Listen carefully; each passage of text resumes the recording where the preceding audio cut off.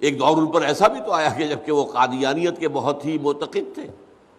انہوں نے یہاں تک کہا تھا کہ جسے اصل اسلام دیکھنا ہو وہ قادیان میں جائے۔ کیوں؟ وہاں ایک نظام تھا، ایک شخص سے بیعت تھی، ایک ڈسپلن تھا، پورا ماحول اسلام کے مطابق تھا۔ وظاہر باقی تو ان میں خرابی تو یہی ہے کہ انہوں نے غلام احمد قادیانی کو نبی مان لیا، باقی تو وہ باقی مسلمانوں والے کام تو ان کے ہیں۔ اور علامہ اقبال کے بارے میں یہ حقیقت ہے کہ ایک وقت میں وہ احمدیہ جماعت کے اتنے قریب تھے کہ کہا جاتا ہے کہ جماعت میں شامل بھی ہوئے، ان کے باقی بزرگان بھی شامل ہوئے، لیکن بات یہ ہے کہ جس وقت ان کے یہ نظریات تھے انہوں نے بہت اچھی رائے کا اظہار کیا۔ قادیانی اپنے مذموم مقاصد کو پورا کرنے کے لیے بعض ایسے اونچے ہتھ کنڈے اختیار کرتے ہیں جس سے وہ سادہ مسلمانوں کو اپنے دام تزویر میں پھنسا سکیں اور گمراہ کر سکیں۔ ان میں سے ایک بات یہ کہ وہ کہتے ہیں دیکھیں فلاں شخصیت نے قادیانیوں کی تعریف کی ہے، مرزا غلام قادیانی کی تعریف کی ہے، لہذا یہ قادیانیوں کی صداقت اور حقانیت کی دلیل ہے، جبکہ مسلمانوں کا یہ طے شدہ عقیدہ ہے کہ عقیدہ ختم نبوت، نبی کریم علیہ السلام کا آخری نبی ہونا اور حرمت رسول اور ناموس رسالت کا مسئلہ، یہ وہ مسئلہ ہے جس میں کسی بھی شخصیت کے ساتھ کوئی کسی قسم کا کمپرومائز نہیں ہو سکتا۔ تو پھر شخصیات کے حوالے پیش کرنے کا کیا مطلب ہوا؟ یہ تو ہمارا ایمانی اور بنیادی عقیدہ ہے، اس عقیدے میں، اس مسئلہ میں کسی بھی شخصیت کے ساتھ ہمارا کوئی کسی قسم کا کوئی کمپرومائز نہیں ہے۔ اب قادیانی جن شخصیات کا حوالہ دیتے ہیں ان میں سے سر فہرست ڈاکٹر اقبال کے حوالے سے قادیانی مربی وہ یہ ثابت کرتے ہیں کہ دیکھیں فلاں فلاں جگہ پہ ڈاکٹر اقبال نے قادیانیوں کی اور مرزا غلام قادیانی کی تعریف کی، اور یہاں تک کہہ جاتے ہیں کہ ڈاکٹر اقبال نے قادیانی جماعت کو جوائن کر لیا تھا اور وہ قادیانی تھے، لیکن قادیانی مربیوں کے پاس اس کے اوپر کوئی بھی پروف اور اوتھینٹک ثبوت موجود نہیں ہے۔ یہ دعویٰ بلا دلیل ہے، کوئی بھی ثبوت قادیانیوں کے پاس ایسا نہیں ہے جسے وہ یہ ثابت کر سکیں کہ ڈاکٹر اقبال نے قادیانی جماعت کو جوائن کر لیا تھا۔ جہاں تک ان کے لٹریچر میں یا اقبالیات کے لٹریچر میں قادیانیوں کے حوالے سے چیزیں موجود ہیں تو ہم اللہ کے فضل و کرم سے انصاف پسند ہیں، نہ بیجا کسی کی تائید کرتے ہیں اور نہ بیجا کسی کی تنقید کسی کے اوپر کرتے ہیں۔ مخالفت برائے مخالفت بھی نہیں ہے، اور یہ بھی نہیں ہے کہ کسی کی بندہ شخصیت پرستی میں اس قدر اندھا ہو جائے کہ جناب وہ اس کے جو منفی جو پوائنٹ ہے ان کو بھی بندہ اگنور کر دے، ایسی بات نہیں ہے۔ جہاں تک اقبالیات کے لٹریچر میں قادیانیوں کے حوالے سے تاثرات کا ہمیں اظہار ملتا ہے تو ہم پیچھے پس منظر کو دیکھیں گے۔ اقبال کے خاندانی پس منظر کو ہم جب دیکھتے ہیں تو اقبال کا خاندانی پس منظر یہ ہے کہ سیالکوٹ میں مرزا غلام قادیانی جب آتا تھا، سیالکوٹ میں مرزا غلام قادیانی کو متعارف کروانے والا وہ میر حسن ہے جو کہ ڈاکٹر اقبال کا ٹیچر تھا، ڈاکٹر اقبال کا استاد تھا۔ میر حسن نے مرزا غلام قادیانی کو سیالکوٹ میں متعارف کروایا، اور پھر اقبال کا خاندان بھی مرزا غلام قادیانی سے متاثر ہوا، یہاں تک کہ ڈاکٹر اقبال کے والد شیخ نور محمد وہ مرزا غلام قادیانی سے متاثر ہوئے، اس کے فالور بنے، اور اس بات کا اظہار خود ڈاکٹر اقبال نے کیا۔ یہ ڈاکٹر اقبال کے ملفوظات ہیں، ملفوظات اقبال، اس کے صفحہ نمبر 143 پہ ڈاکٹر اقبال خود مرزا قادیانی کے حوالے سے اپنے والد کا واقعہ ذکر کرتے ہیں کہ میرے والد صاحب کی دکان پر ابن عربی کی فصوص الحکم باقاعدہ پڑھی جایا کرتی تھی۔ مولوی عبد الکریم صاحب قادیانی کے ان کی آواز بلند تھی، یہ خدمت سر انجام دیا کرتے تھے۔ مرزا غلام احمد صاحب قادیانی بھی اس صحبت میں شریک ہوا کرتے تھے۔ تو ڈاکٹر اقبال نے یہ بات خود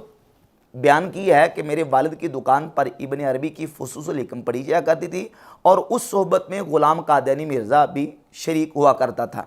اور اس کے علاوہ یہ مظلوم اقبال کتاب ہے ڈاکٹر اقبال کے بھتیجے شیخ اعجاز احمد قادیانی کی، جو کہ انڈرسٹوڈ قادیانی تھے، اور یہ باقاعدہ ان کی کتاب ہے، اور اس میں شیخ اعجاز نے یہ اپنے خاندانی پس منظر کو بیان کرتے ہوئے قادیانیوں کے ساتھ اپنے خاندانی پس منظر کا ذکر کیا ہے۔ اس کے صفحہ نمبر 185 پہ اسی بات کو انہوں نے ذکر کیا ہے کہ میرے دادا جو شیخ نور محمد ہیں وہ مرزا غلام قادیانی کے مرید تھے، اور شیخ اعجاز احمد قادیانی کے جو والد تھے، جو اقبال کے بڑے بھائی تھے، شیخ عطا محمد، شیخ عطا محمد یہ وہ ہیں جن کے بارے میں اقبال نے لکھا ہے وہ میرا یوسف ثانی،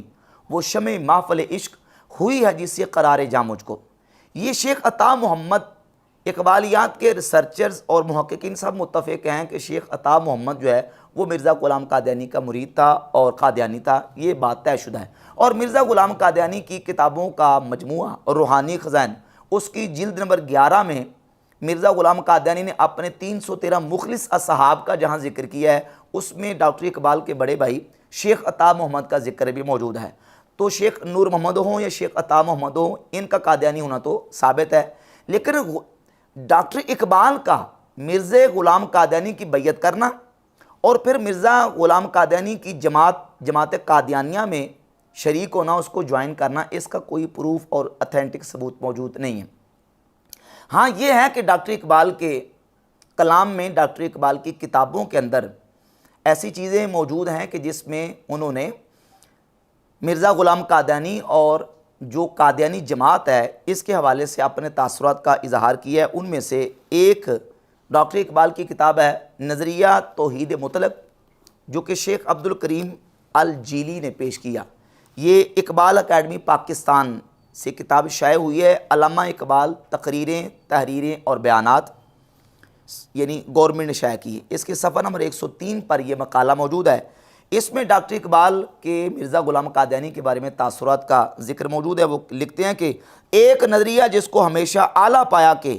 اسلامی مفکرین نے پسندیدگی کی نظر سے دیکھا اور زمانہ حال میں قادیان کے مصر غلام احمد نے اس کا دوبارہ پرچار کیا، جو کہ غالباً ہند کے جدید مسلمانوں میں ایک بہت زبردست ماہر دینیات ہے۔ ہاں یہ ہے کہ ڈاکٹر اقبال نے مرزا غلام قادیانی کو ماہر دینیات اور نعوذ باللہ ہند کے جدید مسلمانوں میں ماہر دینیات جو ہے وہ لکھا ہے، لیکن یہ بات اپنی جگہ پہ ہم اس کی تردید کرتے ہیں، اس کا رد کرتے ہیں، لیکن یہ ہے کہ اس سے ڈاکٹر اقبال کا قادیانی ہونا ثابت نہیں ہوتا کہ انہوں نے قادیانی جماعت کو جوائن کر لیا تھا۔ یہ ایک تعریف کی ہے وہ اپنی جگہ پہ، وہ غلط ہے، ہم اس کو تسلیم نہیں کرتے، لیکن قادیانی ہونا اس سے ثابت نہیں ہوتا۔ اس کے بعد ڈاکٹر اقبال نے ایک اور کتاب لکھی، ملت بیدا پر ایک عمرانی نظر۔ یہ کتاب بزم اقبال نے شائع کی ہے اور اس میں صفحہ نمبر 21 پر قادیانیوں کے بارے میں اپنے تاثرات کا اظہار کرتے ہوئے کہتے ہیں کہ پنجاب میں اسلامی سیرت کا ٹھیٹ نمونہ اس جماعت کی شکل میں ظاہر ہوا جسے فرقہ قادیانی کہتے ہیں۔ اب یہ 1910 کا بیان ہے ڈاکٹر اقبال کا قادیانیوں کے بارے میں، جس میں انہوں نے قادیانی جماعت کو اسلامی سیرت کا ٹھیٹ نمونہ قرار دیا۔ اس کے بعد 1911 میں ڈاکٹر اقبال نے اپنے بڑے بیٹے آفتاب اقبال کو قادیان کے تعلیم الاسلام سکول میں داخل کروایا، اس سے بھی قادیانی پلی لیتے ہیں۔ پھر 1913 میں ڈاکٹر اقبال کو طلاق کے حوالے سے ایک شرعی رہنمائی کی ضرورت تھی، تو ڈاکٹر اقبال نے یہاں لاہور سے قادیان مرزا جلال الدین کو بھیجا کہ جا کے مولوی نور الدین بہروی سے مسئلہ پوچھ کے آؤ کہ آیا میں نے اپنی بیوی کو ایک عرصے سے اپنے آپ سے جدا رکھا ہے، طلاق نہیں دی، البتہ نیت طلاق کی ہوئی تھی، تو کیا آٹومیٹک طلاق تو نہیں ہو گئی؟ تو مرزا جلال الدین قادیان گیا، مولوی نور الدین بہروی جو کہ مرزا غلام قادیانی کا پہلا خلیفہ ہے اس سے مسئلہ پوچھ کے آیا، اور پھر اس نے جواب یہ دیا کہ طلاق تو نہیں ہوئی، البتہ آپ احتیاطی طور پہ اگر نکاح کرنا چاہتے ہو تو نکاح کر لیں۔ یہ روایات اقبال ہے، مجلس ترقی ادب لاہور سے چھپی ہے اور اس کو تقسیم کیا ہے اقبال اکیڈمی پاکستان نے، جو کہ اقبالیات کا ایک مستند سرکاری ادارہ ہے۔ اس کے صفحہ نمبر 126 پر یہ ساری تفصیلات روایات اقبال کے حوالے سے موجود ہیں۔ تو یہ چیزیں اقبال کے لٹریچر میں بلا شک و شبہ موجود ہیں۔ اس کے علاوہ چودھری احسن کے نام ڈاکٹر اقبال نے خط لکھا ہے 1932 کو، یہ اقبال نامہ مجموعہ مکاتب اقبال ہے، 7 اپریل 1932 کو خط لکھا اور لاہوری قادیانیوں کے حوالے سے اپنے تاثرات کا اظہار کیا ہے۔ کہاں باقی رہی تحریک احمدیت، سو میرے نزدیک لاہور کی جماعت میں بہت سے ایسے افراد ہیں جن کو میں غیرت مند مسلمان جانتا ہوں اور ان کی اشاعت اسلام کی مساعی میں ان کا ہمدرد ہوں۔ کسی جماعت میں شریک ہونا یا نہ ہونا انسان کی ذاتی افتاد طبیعت پر بہت کچھ انحصار رکھتا ہے۔ تحریک میں شامل ہونے یا نہ ہونے کا فیصلہ آپ کو خود کرنا چاہیے۔ تو مرزا غلام قادیانی کے حوالے سے اور قادیانیوں کے حوالے سے جو اقبال کے تاثرات ہیں وہ اقبالیات کے لٹریچر میں موجود ہیں، لیکن ان تمام چیزوں سے اقبال کا قادیانی ہونا اس کا ثبوت نہیں ملتا جب تک کہ بالکل واضح طور پر قادیانی کوئی ایسا حوالہ پیش نہ کریں۔ اس کے علاوہ ایک اور حوالہ بھی پیش کرتے ہیں قادیانی، وہ اسی جو اقبال نامہ کے صفحہ نمبر 289 پہ ڈاکٹر اقبال نے ڈیئر مسعود کے نام ایک خط لکھا، اس میں اپنی وصیت کا اظہار کیا جو 1937 میں انہوں نے وصیت لکھی تھی کہ میرے مرنے کے بعد میرے بچوں کے 5 لوگ گارڈین ہوں گے، ان میں سے ایک گارڈین جو تیسرے نمبر پہ وہ شیخ اعجاز احمد قادیانی۔ شیخ اعجاز احمد قادیانی یہ ڈاکٹر اقبال کے بھتیجے تھے جن کا تعارف میں پیش کر چکا ہوں۔ یہ شیخ عطا محمد کا بیٹا تھا، جو کہ شیخ عطا محمد ڈاکٹر اقبال کا بڑا بھائی تھا، قادیانی تھا، اور شیخ اعجاز احمد بھی قادیانی تھا جس نے یہ کتاب لکھی ہے مظلوم اقبال۔ تو ڈاکٹر اقبال نے لکھا ہے کہ میرا بھتیجا شیخ اعجاز احمد یہ ہے تو قادیانی لیکن نہایت صالح آدمی ہے، افسوس کہ دینی عقائد کی وجہ سے وہ قادیانی ہے لیکن ہے نہایت صالح آدمی ہے۔ تو ان تمام چیزوں کے باوجود ساری چیزیں آن دا ریکارڈ موجود ہیں، اس سے یہ تو چیزیں واضح ہوتی ہیں کہ ڈاکٹر اقبال نے قادیانیوں کے حوالے سے یا بالخصوص جو جماعت احمدیہ لاہور کہلاتی ہے ان کے بارے میں جو نرم رویہ اور ایک مثبت قسم کی سٹیٹمنٹس دی ہیں، لیکن انہوں نے قادیانی جماعت کو جوائن کر لیا تھا اور مرزا غلام قادیانی کی بیعت کر لی تھی، اس پر جو ہے وہ قادیانی مربی کوئی حوالہ پیش نہیں کر سکتے۔ اس کے بعد ڈاکٹر اقبال نے قادیانیوں کے خلاف بہت سخت بیانات بھی دی ہے۔ اب وہ جو سخت بیانات ہیں قادیانیوں کے حوالے سے جب ہم ان کو دیکھتے ہیں اور وہ قادیانیوں کے سامنے پیش کرتے ہیں تو اب قادیانی کیا کرتے ہیں کہ وہ یہ کہتے ہیں کہ اصل میں ڈاکٹر اقبال نے جو قادیانیوں کے خلاف بیانات دیے ہیں وہ 1935 کے بعد دیے ہیں، اور وہ بیانات دینے کی وجہ اصل میں سیاسی اختلاف تھا، اور وہ سیاسی اختلاف کیا تھا اس کے 2 پوائنٹ قادیانی پیش کرتے ہیں۔ ایک طرف قادیانیوں کا موقف ہے اور دوسری طرف جو ہے وہ اقبالیات کے ماہرین کا موقف ہے، وہ بھی آپ کے سامنے رکھتا ہوں۔ قادیانیوں کا موقف یہ ہے کہ یہ 1935 کے بعد اقبال نے قادیانیوں کے خلاف جو سخت بیانات اور ان کے خلاف سخت سٹیٹمنٹس دی ہیں اس کی 2 وجوہات ہیں۔ ان میں سے ایک وجہ یہ ہے کہ وائسرائے ہند کی کونسل کا رکن تھا سر فضل حسین، وہ 4 مہینے کے لیے چھٹی پہ گیا تو اس کی جگہ پہ قائم مقام وائسرائے ہند کی کونسل کا رکن مقرر کرنا تھا کسی شخص کو۔ اقبال کا نام بھی آتا تھا اور چودھری ظفر اللہ خان جو کہ قادیانی تھا اس کا نام بھی آتا تھا، تو اقبال کی بجائے چودھری ظفر اللہ کو رکن مقرر کر دیا گیا، تو یہاں سے اقبال کی ٹسل قادیانیوں کے ساتھ شروع ہو گئی۔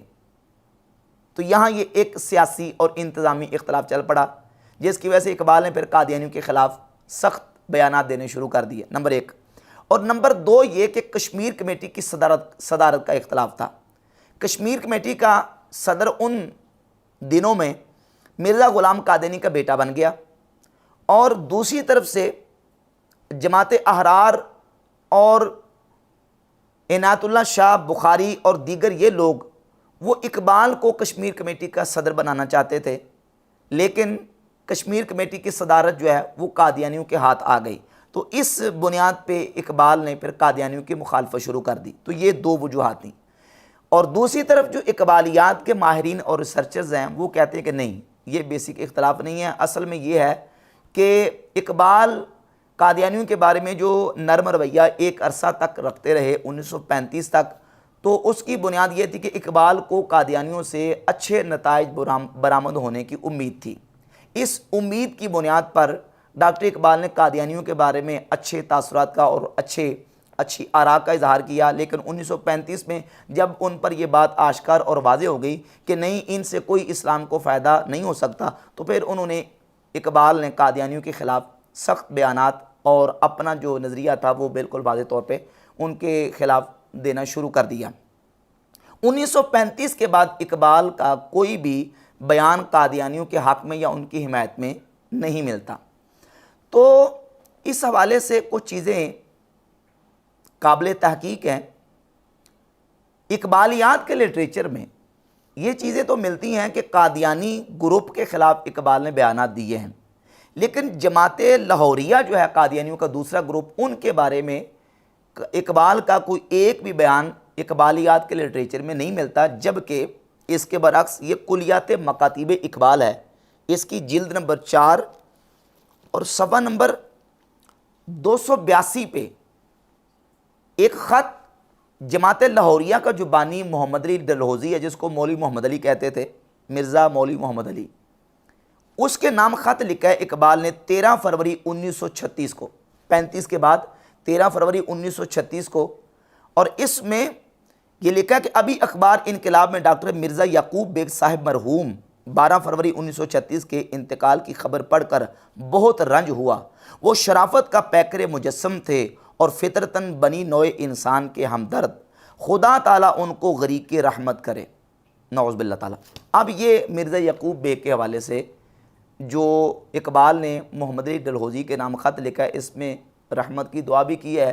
یہ جو مرزا یعقوب بیگ تھا، اس کا تعلق تھا لاہوری جماعت کے ساتھ، تو لاہوریوں کے بارے میں نرم بیان اور نرم چیزیں اقبال کی لٹریچر میں موجود ہیں، لاہوریوں کے خلاف کوئی بیان ڈاکٹر اقبال کا